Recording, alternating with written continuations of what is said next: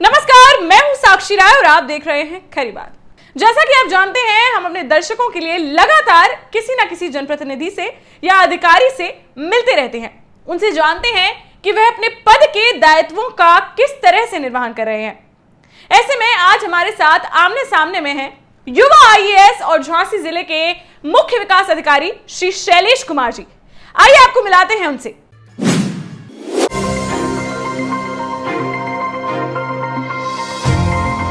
नमस्कार, मैं हूं साक्षी राय और आप देख रहे हैं खरी बात। आज हमारे साथ हैं झांसी जिले के मुख्य विकास अधिकारी श्री शैलेश कुमार जी। इनका हम बहुत बहुत स्वागत करते हैं खरी बात में। सर, बहुत बहुत स्वागत है। धन्यवाद साक्षी। आज शैलेश जी से हम जानेंगे जिले में जितनी भी विकास की योजनाएं हैं उनके बारे में और क्रियान्वयन के बारे में उनके। सर, सबसे पहले मैं आपसे ये प्रश्न करना चाहती हूँ कि जैसे कि आप झांसी जिले के मुख्य विकास अधिकारी हैं, तो ऐसे में पूरी सारी विकास की जो जिम्मेदारी है वो आपकी है। तो ऐसे में जब से आप झांसी आए हैं तब से आपने क्या अनुभव किया है जिले के बारे में? देखिए साक्षी जी, मुझे लगभग 1 वर्ष का समय हो गया। पिछली बार जुलाई में मैं यहाँ पर आया। उस समय अगेन जो है जिस तरह से बीच में कोविड की वजह चली थी, फर्स्ट वेव का दौर था और उस समय काफ़ी प्रवासी श्रमिक जो कि बाहर रह रहे थे, दूसरे प्रांतों में रह रहे थे, वो आ रहे थे और उनकी बहुत प्रकार की समस्याएं थी। तो वो दौर भी हम लोगों ने देखा था। उस समय हम लोगों की जो एक ग्रामीण विकास की बड़ी महत्वपूर्ण योजना है मनरेगा के अंतर्गत हम लोगों ने उनको जो है एक अकुशल श्रमिक के तौर पर या अर्धकुशल श्रमिक के तौर पर हम लोगों ने उनको कार्य दिया, जिस वजह से जो है त्वरित तौर पर हम उनकी मदद करता है। उसके अलावा जो है मुफ्त राशन सरकार की ओर से दिया जा रहा था, हम लोगों ने अंतिम व्यक्ति को राशन पहुँचाने का कार्य किया। उसके अलावा जितने भी लोग थे उनको जो है सेल्फ एम्प्लॉयमेंट के कार्य में, उसके साथ साथ जो है किस प्रकार से जो नई नई अवसर उनके लिए क्रिएट किए जाए, उस डायरेक्शन में हम लोगों ने काफ़ी काम किया और उसका परिणाम ये है कि पिछले वित्तीय वर्ष में हम लोगों ने करीब 151 करोड़ रुपए मनरेगा के अंतर्गत खर्च किए और करीब 54 लाख मानव दिवस सृजित किए।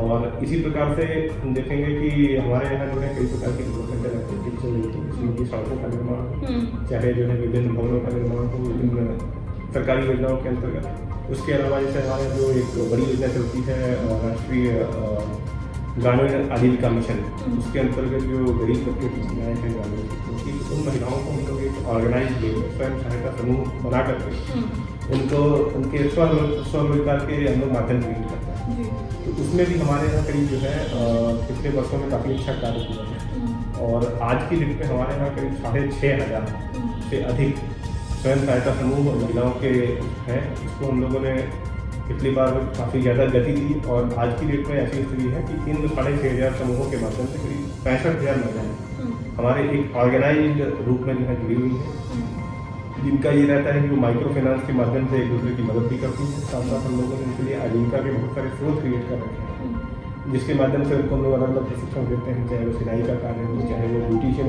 पार्लर का कार्य हो, चाहे वो जो है ऑर्गेनिक खेती का कार्य हो, चाहे वो सॉफ्टवेयर मेकिंग का कार्य हो, चाहे वो मशरूम उगाने का कार्य हो।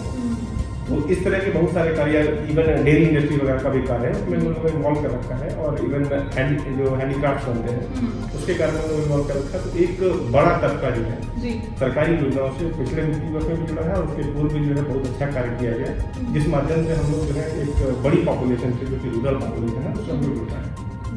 सर, ग्रामीण क्षेत्रों में जैसे कि जो लोग हैं वहाँ के लोगों को विकास उन तक पहुँचाना और जो सरकार की जो योजनाएं हैं वो उन तक पहुँचाने के लिए आप धरातल में क्या ऐसी योजनाएं बनाते हैं जिसके थ्रू ये विकास संभव होता है? देखिए, पहले जो योजनाएं बनती थी तो उसमें इस तरह से आता था कि जो बेनिफिशियरी सिलेक्शन था वो बहुत ट्रांसपेरेंट नहीं था। आज की डेट में बेनिफिशियरी सिलेक्शन एकदम ट्रांसपेरेंट है और दूसरा जो है उनको जो भी लाभ सरकार के माध्यम से प्राप्त होता है उसका एक पाई सीधे उनके खातों में जाता है। तो जो बेनिफिशियरी सिलेक्शन है वो ट्रांसपेरेंट होने से जो लीकेज की संभावना है वो बहुत कम हो गई है। तो सीधे जो है जो इसको कहते हैं वो डीबीटी कहते हैं, डायरेक्ट बेनिफिट ट्रांसफर, सीधे उनके खातों में, चाहे वो रसोई गैस का सब्सिडी हो, चाहे वो जो है खाद की सब्सिडी हो, चाहे वो बीज की सब्सिडी हो, चाहे राशन की सब्सिडी हो, किसी भी प्रकार की सब्सिडी वो उनके सीधे खातों में जाती है। प्रधानमंत्री किसान सम्मान योजना है, उसके अंतर्गत जितने भी हमारे किसान बंधु हैं उनको जो है 3 किस्तों में 2-2 हज़ार की कुल 6,000 रुपये साल में प्राप्त होते हैं। सभी पैसे जो है सीधे उनके खातों में, जो कि बैंकों द्वारा वेरीफाइड खाते होते हैं, वेरीफाइड खातों में जाते हैं, सीधा वो निकाल सकते हैं। निकालने के लिए भी अब हम लोगों ने ये कर दिया कि उनको लंबी लाइनें ना लगानी पड़े गई। तो धीरे धीरे यहाँ पर जो है बैंकिंग करेस्पॉन्डेंट्स की हम लोग नियुक्ति कर रहे हैं। तो उसके माध्यम से क्या होगा कि गांव में ही जाकर के वो जो हमारी समूह की सखियाँ होती हैं वो जाकर के डीसी सखी के रूप में जाएंगी और वहाँ पर जो है छोटा पेंशन का पैसा है या इवन जो है इनका प्रधानमंत्री किसान योजना का पैसा है वो सीधे निकाल करके उनको हैंड ओवर कर देंगे बिना किसी जो है तामझाम के, बिना किसी जद्दोजहद के। सर, जैसे कि हम जानते हैं बुंदेलखंड जो एरिया है वो प्रदेश का काफी पिछड़ा एरिया है, तो ऐसे में आपको जो विकास योजनाओं के संचालन में कोई ऐसी दिक्कतें आई हो कभी? देखिए, मैं भी जो है बुंदेलखंड के बाहर प्रदेश के ही दूसरे हिस्से से बिलोंग करता हूँ और मैं मतलब स्पष्ट तौर पर आपको कहूँ कि यहाँ आने के पहले हमारे दिमाग में भी ये बात थी कि बड़ा पिछड़ा हुआ एरिया है और लोग यहाँ के काफ़ी गरीब होंगे, परंतु मैं आपके चैनल के माध्यम से ये बाकी लोगों को भी बताना चाहूँगा कि ऐसी स्थिति नहीं और बुंदेलखंड के लोग तो काफ़ी प्रोग्रेसिव और काफ़ी अच्छा कार्य करने वाले काफ़ी शिक्षित लोग हो गए हैं। और एक समस्या हमेशा से जो यहाँ रही है वो है पानी की कमी, और जिसका बहुत बड़ा कारण जो है भौगोलिक कारण है, जिसमें जो है यहाँ के निवासियों का कोई रोल नहीं, उनका कोई दोष नहीं है। लेकिन उसी तरह से इस बात की भी लेगेसी रही है कि उस एक एक बूंद पानी को कैसे बचाया जाए वो यहाँ के लोगों को बखूबी आता है। तो मैं तो ये कहूँगा कि मतलब जो यहाँ की कमियाँ हैं उसको स्ट्रेंथ के रूप में यूज करके यहाँ के निवासियों ने एक्चुअली बहुत अच्छा कार्य किया। शिक्षा के क्षेत्र में थोड़ा सा पिछड़ा हुआ था पहले, लेकिन पिछले कुछ वर्षों में बेहतरीन प्रयास किया गया और यहाँ के लोगों के अंदर भी काफ़ी जागरूकता आई है। पॉलिटिकली भी लोग एक्टिव हैं और जो है सामाजिक और आर्थिक रूप से बड़े जागरूक हैं, जिस वजह से यहाँ के लोग निकल करके हर क्षेत्र में अपना नाम कमा रहे हैं। तो मैं ये कहूँगा कि यहाँ पर एसेट तो कोई ऐसी समस्या नहीं है, लेकिन उसके बाद भी जो है हम लोगों को बड़ा अच्छा सहयोग मिलता है। सामाजिक यहाँ संस्थाएं बहुत सारी एक्टिव हैं और जो साधारण व्यक्ति है मेरा बुंदेलखंड का, मैं उसके बारे में बड़ा पॉजिटिव सकारात्मक मेरा एटीट्यूड है उनके बारे में, हमेशा बहुत अच्छा। सर, जैसे कि हम जानते हैं कि केंद्र प्रदेश में भाजपा की सरकार है और बुंदेलखंड में भी देखा जाए तो सारे जनप्रतिनिधि, सांसद, विधायक सब भाजपा के हैं, तो ऐसे में इतना मजबूत सिस्टम होने से आपको क्या कभी कोई सपोर्ट मिलता है इस सिस्टम का या फिर कभी कोई दिक्कत आती है?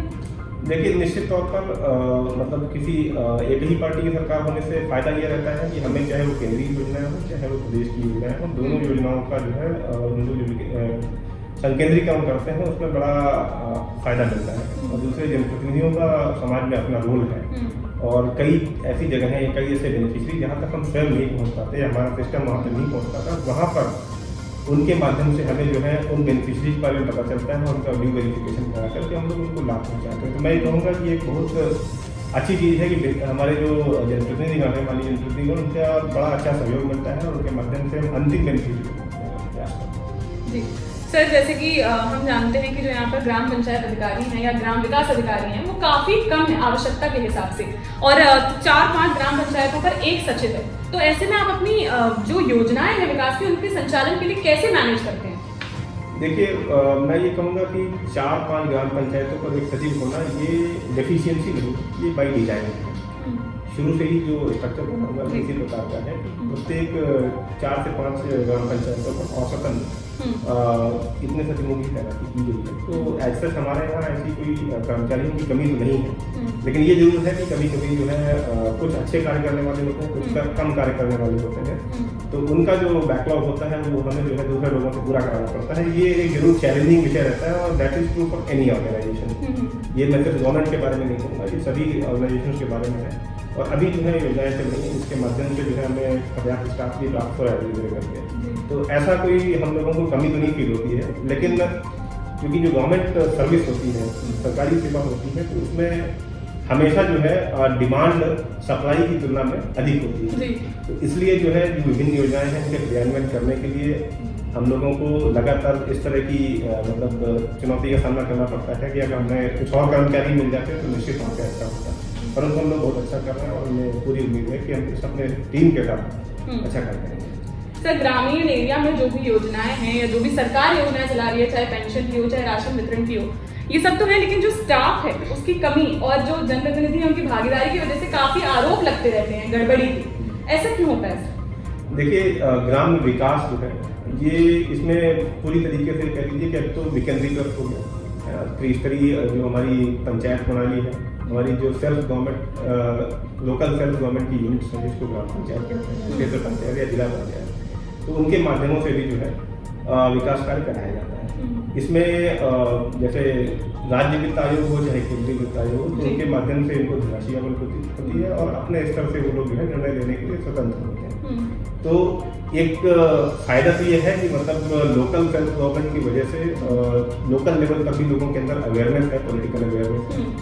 लेकिन इसका दूसरा पहलू ये भी है कि किसी जो प्रधानी वगैरह के इलेक्शन होते हैं या पंचायतों के जो इलेक्शन होते हैं, तो उस दौरान आपस में भी काफ़ी जो है गुटबाजी क्रिएट हो जाती है। तो उस वजह से कई बार ऐसा होता है कि जहाँ पर धनराशि होगी, जहाँ पर फंड का इन्वॉल्वमेंट होगा, वहाँ पर कुछ लोग तो हमेशा जो है फ्री लोडर्स का काम करते ही करते हैं। तो उनको चेक करने के लिए हम लोग बैठे हुए हैं, उनकी जो है लगातार समीक्षा करते हुए और गुणवत्ता की जांच कराते हुए उनको वो सबको कंट्रोल करने का प्रयत्न करते हैं।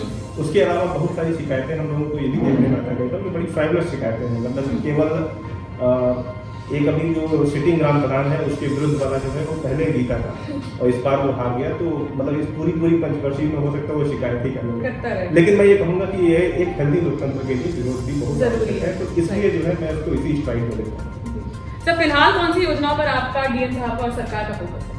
इस समय हमारे यहाँ पर एक बड़ा फोकस चल रहा है मिशन कायाकल्प पे। तो कायाकल्प के अंतर्गत हम लोग क्या करते हैं कि जो हमारी ग्राम पंचायत की अपनी परिसंपत्ति है, चाहे वो पंचायत भवन हो, चाहे वो पुराने जो है सामुदायिक भवन हो, चाहे हमारे जो परिषदीय विद्यालय होते हैं, प्राथमिक विद्यालय, चाहे हमारे जो है पशु चिकित्सालय है या आयुष के चिकित्सालय है, हमारे जो है ये प्राथमिक स्वास्थ्य केंद्र है, इस तरह की जितनी भी बिल्डिंग्स हैं, तो हम लोगों ने देखा कि जनता जब वहाँ पर आती है तो उनको स्टाफ तो एक इशू रहता ही है, लेकिन उसके अलावा एक बड़ा इशू उनको रहता है कि वहाँ पर जो अवस्थापना सुविधाएं हैं, जिनको कहते हैं उनके इंफ्रास्ट्रक्चरल जो सुविधाएं हैं, उनका बड़ा उनको अभाव देखना पड़ता है कि भाई वहाँ बैठने के लिए पता लगा कहीं नहीं है, या फिर बिल्डिंग जो है किसी प्रकार से टूटी फूटी है तो उसमें जो है उसका लुक भी अच्छा नहीं आता, और एक मतलब टिपिकल एक जो जिसको कहते हैं जो हम लोग कहते हैं कि बड़ा पुराने टाइप का फील आता है। तो हम लोगों ने जिला प्रशासन ने मतलब इस चीज़ का बीड़ा उठाया कि हम लोग इन सभी बिल्डिंग्स को रिन्यू करेंगे,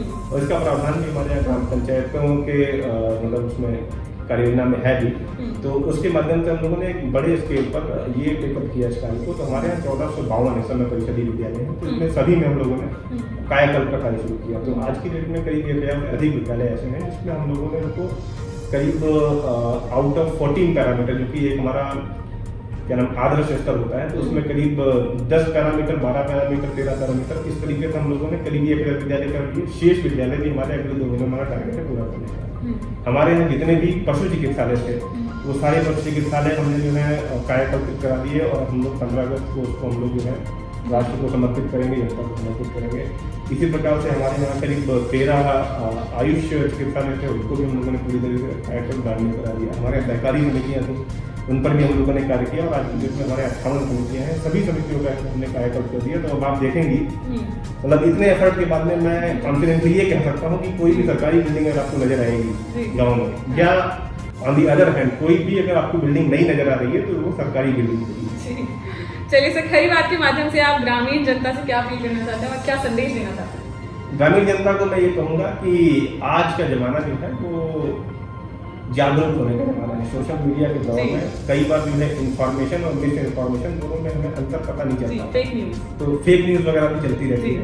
तो उससे जागरूक होते हुए उसको जज करने की क्षमता अपने अंदर डेवलप करते हुए एट द सेम टाइम हमें ये भी जो है देखना है कि जो हमारे अधिकार है कोई हमसे आज के ज़माने में नहीं छीन सकता है, इस पर हमें जरूर कार्य करना है। और एट द सेम टाइम जो डेवलपमेंट वर्क है उसमें किसी प्रकार का अगर हमारा जो है नॉलेज कम है तो उस वजह से हमें अड़ंगा नहीं लगाना है, एक सहयोग करते हुए सहयोगात्मक भावना से, और साथ में जो है कंस्ट्रक्टिव क्रिटिसिज्म जिसको कहते हैं उसकी तरफ हमें बढ़ना है। तो अगर इस तरह से हम लोग कार्य करेंगे तो हमारा गाँव जो है वो अपने आप में रहने योग्य जगह बन जाएगी, और बिल्कुल शहरी जो सुविधाएं होती हैं गाँव में। चलिए, बहुत बहुत धन्यवाद करते हैं हम मुख्य विकास अधिकारी शैलेश कुमार जी का। ऐसे ही आशा करते हैं वो विकास करते रहेंगे। बहुत बहुत धन्यवाद sir. Thank you so much. तो ये थे हमारे झांसी जिले के बहुत करवट और संवेदनशील मुख्य विकास अधिकारी श्री शैलेश कुमार जी। इनका कहना है कि कोरोना के समय 54 लाख मानव दिवस सृजित करते हुए लोगों को मनरेगा के तहत रोजगार दिया गया। महिलाओं को 6500 स्वयं सहायता समूह के माध्यम से उनकी आजीविका की व्यवस्था की जा रही है। उनको छोटे छोटे रोजगारों के लिए प्रशिक्षण दिया जा रहा है। इस प्रकार ग्रामीण जनसंख्या को रोजगार देने की कोशिश लगातार की जा रही है। गरीबों को सरकारी योजनाएं, राशन, खाद, बीज, किसान सम्मान निधि आदि का लाभ सीधा उनके खाते में देने की व्यवस्था की गई है, जिससे भ्रष्टाचार में कमी आ सके। पहली बार बुंदेलखंड में किसी दायित्व पर आए मुख्य विकास अधिकारी का मानना है कि उन्हें भी यह लगता था कि बुंदेलखंड को लोग काफी पिछड़ा कहते हैं, लेकिन यहां आने पर उनको लगता है कि यहां लगातार लोगों के शिक्षित और प्रोग्रेसिव होने के कारण उनका जीवन स्तर काफी ऊंचा होता जा रहा है। शिक्षा के क्षेत्र में जागरूकता आई है, साधन बढ़े हैं। पेयजल आदि की जो समस्या है उसके लिए यहाँ के लोगों ने पानी का संरक्षण करना भी सीख लिया है। यहाँ की सामाजिक संस्थाओं और आमजन का भी योजनाओं के क्रियान्वयन में लगातार सहयोग मिलता है। उन्होंने ग्राम पंचायतों का विकेंद्रीकरण होने से और त्रिस्तरीय पंचायत व्यवस्था के चलते कार्य में पारदर्शिता बढ़ने की बात कही है। साथ ही गांव में चुनाव जीतने वाले पक्ष के अलावा अन्य पक्षों द्वारा शिकवा शिकायतें करने को विपक्ष का जागरूक होना माना है और इसे लोकतंत्र के लिए अच्छा बताया है। सरकार की प्राथमिकताओं में मिशन कायाकल्प के द्वारा ग्रामीण क्षेत्रों में पंचायत की अथवा अन्य सरकारी परिसंपत्तियों के रखरखाव और सुंदरीकरण पर विशेष फोकस होने की बात कही। उनका कहना है कि विद्यालय, चिकित्सालय, सामुदायिक केंद्र, पंचायत भवन, सहकारी समितियां सहित सभी भवनों के सुंदरीकरण का प्रयास लगातार जारी है। उन्होंने पंचायतों में कर्मचारियों की कमी के बावजूद अच्छा काम होने और झांसी जनपद के लगातार विकास के पथ पर आगे बढ़ते जाने की बात कही। खरी बात के माध्यम से उन्होंने जिले की जनता से अपील की है कि युवा जागरूक हो, अपने अधिकारों के प्रति सचेत रहें, लेकिन आपसी रंजिश के चलते गांव के विकास में बाधा ना बने और विकास के कार्यों में सहयोग दें, जिससे जल्द ही गांव में शहरी सुविधाओं की व्यवस्था की जा सके। फिलहाल आमने सामने में आज के साक्षात्कार में बस इतना ही। ऐसे ही किसी बड़ी शख्सियत से फिर से आपको रूबरू कराते रहेंगे। देखते रहिए खरी बात साक्षी राय के साथ। नमस्कार।